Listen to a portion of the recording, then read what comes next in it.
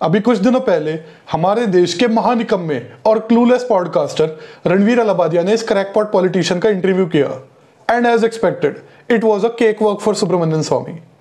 इस बंदे के पास रिसर्च टीम होने के बावजूद सुब्रमण्यन स्वामी से एक ढंग का ग्रिलिंग क्वेश्चन नहीं पूछा गया। मैं आपको दिखाता हूं, अगर इसकी जगह मैं होता तो मैं कैसे सुब्रमण्यन स्वामी की खटिया खड़ी करता। I would like to see Modi either not contest or lose in the contest. He is, in my opinion now, not a safe person to be in the Prime Minister's chair. He believes in a kind of dictatorship. The extreme example is that of Hitler. The moderate example of this is Putin. Now it's certainly true that Modi has dictatorial tendencies and he is positively harmful for India. लेकिन अगर यही बात सुब्रमण्यन स्वामी मेरे आगे बोलता तो मैं पलटकर बोलता कि भाई साहब आप हो कौन, डिक्टेटरशिप और डेमोक्रेसी की बात करने वाले।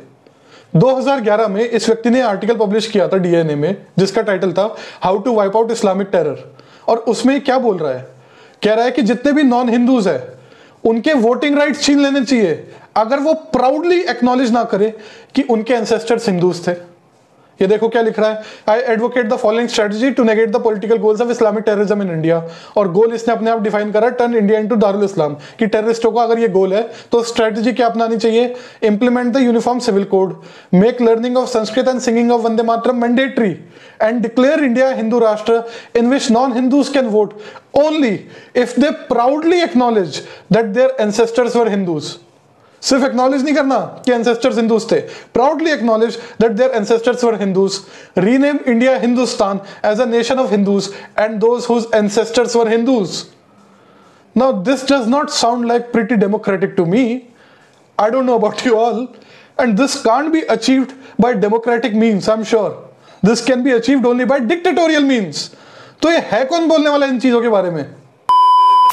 जहां तक इकोनॉमिक्स की बात है, अगर अलाहाबादिया की जगह मैं होता तो मैं सुब्रमण्यन स्वामी से बोलता कि भाई छलांगे तो तुम बहुत मारते हो कि मैं हार्वर्ड यूनिवर्सिटी से हूं, मैंने पॉल सैमुअल्सन के साथ जॉइंट पेपर पब्लिश कर रखा है, लेकिन बातें तुम्हारी एकदम उटपटांग की होती है, प्रेडिक्शंस तुम्हारी कोई सी सही निकलती नहीं है। अब ये एग्जांपल ले लो, 2015 में द हिंदू में सुब्रमण्यन स्वामी ने आर्टिकल लिखा और एक प्रेडिक्शन करी। टाइटल पढ़ लो पहले, क्या है, the way out of the economic tailspin, और ऐसा कुछ भी नहीं था उस टाइम पर।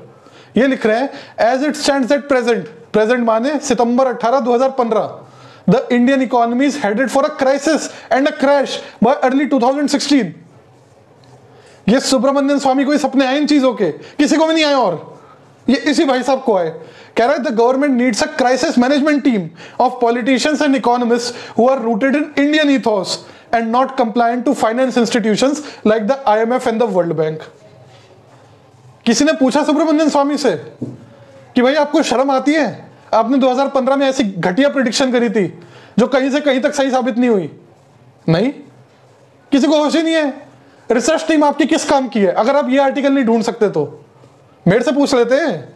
और ये बात इसने क्यों करी कि IMF और वर्ल्ड बैंक कंप्लायंट नहीं होने चाहिए ऑफिसर्स, वो भी मैं बताता हूं आपको। तो सर एक्चुअली में बात ये थी कि ये भाई साहब चाहते थे कि इनके जो दोस्त है और जो उस टाइम पर IIM बेंगलोर में फाइनेंस के प्रोफेसर थे आर वैद्यनाथन, ये चाहते थे कि उनको RBI का गवर्नर बना दिया जाए, नहीं तो चीफ इकोनॉमिक एडवाइजर बना दिया जाए। और उस टाइम पर RBI का गवर्नर कौन था? रघुराम राजन। और रघुराम राजन पास्ट में IMF के चीफ इकोनॉमिस्ट भी रह चुके हैं। तो ये भाई साहब बिना बात रघुराम राजन पर राशन पानी लेकर चढ़ गए कि ही is not mentally fully Indian, he is not an Indian by heart, और इसको तो इकोनॉमिक्स ही नहीं आती। देखो इन्फ्लेशन कंट्रोल करने के चक्कर में इसने इंटरेस्ट रेट्स कितनी ज्यादा बढ़ा दी जिससे पूरी इंडियन इकोनॉमी किल कर दी है रघुराम राजन ने। और अब तो हम टेल स्पिन में जा रहे हैं और अर्ली 2016 तक तो क्रैश ही आ जाएगा इंडियन इकोनॉमी में, अनलेस एंड अनटिल आपने क्राइसिस मैनेजमेंट टीम ना बनाई जिसमें इंडियन इथोस वाले लोग इंक्लूडेड हो, इनके जैसे और आर वैद्यनाथन जैसे। Of course nobody listen to him and why should they, he is a bloody crackpot. और उसके बाद उर्जित पटेल बना RBI गवर्नर, और उसके बाद ये शक्तिकांत दास के पीछे पड़ गए कि इसको मत बनाना, ये तो भ्रष्ट आदमी है। और मोदी सरकार ने ऑफ कोर्स मेटाफोरिकली स्पीकिंग एक स्लैप मारी और आज तक शक्तिकांत दास बन रखा है RBI गवर्नर। किसने नहीं सुनी इनकी। Now coming back to economics, Miranda house जो कॉलेज है उनका इकोनॉमिक्स ग्रुप है, उन्होंने इंटरव्यू किया सुब्रमण्यन स्वामी को, और उसमें देखो ये क्या कह रहा है। कह रहा है the demand and supply for foreign exchange can not determine in my opinion the exchange rate. ये तो इकोनॉमिक्स का लेवल है इनका। अब अगर आप सोच रहे हो कि पॉल सैमुअल्सन के साथ जॉइंट ऑथर है, कुछ ना कुछ तो होगा, तो जरा पॉल सैमुअल्सन को ही सुन लो कि उन्होंने क्या कहा है अपने स्टूडेंट्स के बारे में जिनको उन्होंने मेंटोर करा था। I have mentored hundreds of crack graduate students here at MIT, a number elsewhere too. अब ये तो बात हुई इकोनॉमिक्स की, अब इस बंदे की अकाउंटिंग की नॉलेज देख लो, मतलब एबिस्मल। अगर मैं होता रणवीर अलाहाबादिया की जगह तो ये ट्वीट दिखाकर सुब्रमण्यम स्वामी को जलील कर देता। जरा देखो क्या लिख रहे हैं, कह रहे trapeze artist Adani now owes 4.5 lakh crore as NPA to banks. और उस टाइम पर अदानी का एक भी एनपीए नहीं था। और ये 4.5 लाख करोड़ की फिगर क्या थी, नीचे ही बंदे ने फैक्ट चेक कर दिया। 4.5 लाख करोड़ एक्चुअली में उस टाइम पर अदानी ग्रुप की मार्केट कैपिटलाइजेशन थी, not the amount of loans उनके आउटस्टैंडिंग उस टाइम पर थे 1.62 लाख करोड़, और एनपीए एक भी नहीं था। और इस बंदे का रिप्लाई देख लो क्या कर रहा है, वो कह रहा है कि yes assets are 4.5 crore, 4.5 lakh crore नहीं, 4.5 crore, it proves my point more strongly. अब इस बंदे को कोई आइडिया नहीं है, कोई हवा नहीं है कि एसेट्स क्या होते हैं, मार्केट कैप क्या होती है, एनपीए क्या होते हैं, लोन्स क्या होते हैं। बस उठा और एंडा वेंडा कुछ भी ट्वीट कर दिया, ना फैक्ट देखना ना समझना चीजों को। और इसका फॉलोअर इसको समझा रहा है कि सर एसेट्स नहीं है 4.5 लाख करोड़, ग्रुप की मार्केट कैप है इतनी, और एनपीए तो एक भी नहीं है। But Subramaniam Swamy doesn't care about facts, उसको तो हेडलाइंस ग्रैब करनी है। यही वो बंदा था, in fact one of the persons, जिसने सेंसेशनलाइज करा 2G केस को और पूरे देश को गुमराह करा उसको लेकर के कि 1,76,000 करोड़ का नुकसान हो गया। एंड इट टर्न्ड आउट कोई इतना नुकसान नहीं होता 1,76,000 करोड़ का। उस पर मैं फिर किसी दिन बोलूंगा। और जितने भी लोग इसने एक्यूज करते सारे के सारे क्विट हो गए। जज ने बोला कि the prosecution has failed miserably to prove their case. ये जज के वर्ड्स है, ओपी सैनी के। कुछ भी नहीं निकला, बंदे ने पूरा देश को गुमराह करा इसको लेकर के। जैसा कि अरुण शौरी ने एक बार बोला था कि जो हाइपर बोले सो निहाल, कि देश में जो हाइपर बोलेगा सो निहाल।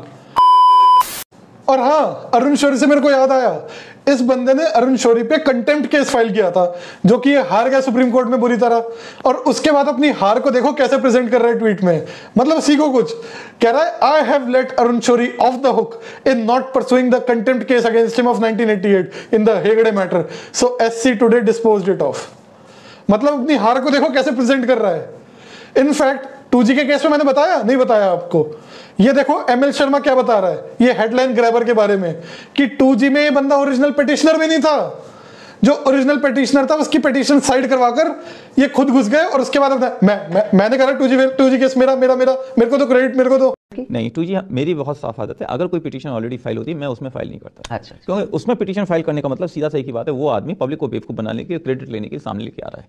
2G की पिटीशन किसी एक एडवोकेट की थी जो दिल्ली हाई कोर्ट का था, उसके में नोटिस हो गया था। उसके बाद सुब्रमण्यम स्वामी और दूसरे एक और एडवोकेट ने सुप्रीम कोर्ट के, वो दोनों घुस गए उसके बाद पब्लिसिटी के लिए उन लोगों ने जो पहले ने फाइल की थी वो गायब हो गया बंदा बेचारा। उसकी पिटीशन एक साइड में डलवा दी इन लोगों ने, और पहला नाम उस एडवोकेट का।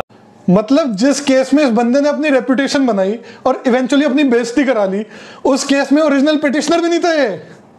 और सुनो जरा सुब्रमण्यम स्वामी के कांड, राम जेठमलानी को देखो क्या कह रहा है।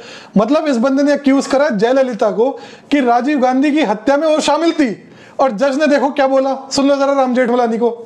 जानना चाहिए कि मैं जयललिता की जब वकालत की थी, कौन से केस में की थी?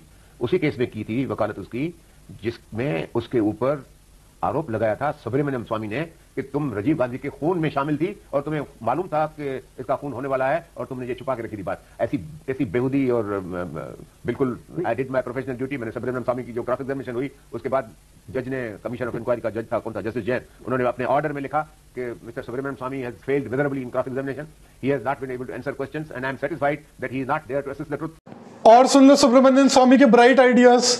इंडिया की नंबर 1 यूनिवर्सिटी जेएनयू के बारे में इनका क्या कहना था कि 2 साल के लिए जेएनयू बंद कर दो उसको क्लीन अप करने के लिए, और उसके बाद उसको रीनेम कर दो Subhash Chandra Bose university to instil nationalism in them. ऐसे ही बंदा मालदीव्स के बारे में क्या कह रहा था कि मालदीव्स में अगर इलेक्शन रिग हुआ है तो इंडिया को मालदीव्स को इन्वेड कर देना चाहिए। मतलब क्या लेवल है इस बंदे का। जस्ट इमेजिन, कल को अगर इंडिया में इलेक्शंस रिग हो तो कोई बाहर के देश का बंदा रिकमेंड कर रहा है कि इंडिया को इन्वेड कर दो। ये तो लेवल है इस बंदे का। I mean this guy is a crackpot and a national embarrassment. और देखो अगर रणवीर अलाहाबादिया की जगह मैं बैठा होता तो कितने अलग अलग एंगल से सुब्रमण्यम स्वामी को जलील कर चुका होता मैं अब तक।